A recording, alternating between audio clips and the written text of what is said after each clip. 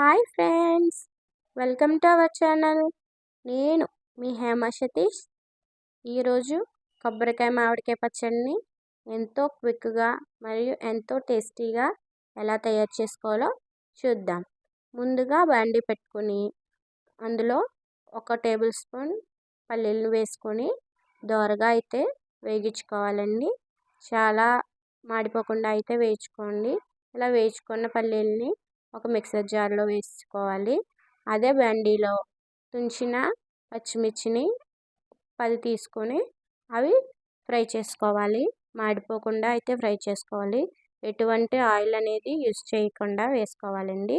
ఇలా వేయించుకున్నట్లని పల్లీలు వేసిన మిక్సీలో వేసుకుని ఇలా కోర్స్గా అయితే మిక్సీ పట్టుకోవాలి. ఇలా పట్టుకున్న మిశ్రమంలో కొబ్బరి తురిమిన మామిడికాయ అందులో అయితే వేసేసుకోవాలి.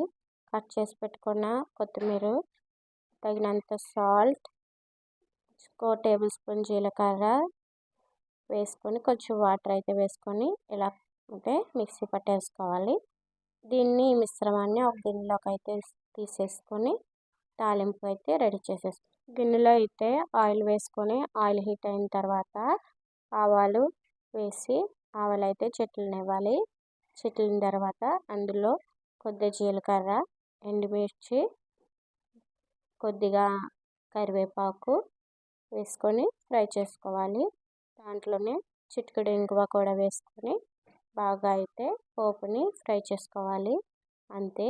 ఇలా ఫ్రై చేసుకున్న మిశ్రమాన్ని మనం ముందుగా పెట్టుకున్న ఆ మిశ్రమంలో అయితే పచ్చడిలో అయితే వేసేసుకోవాలి.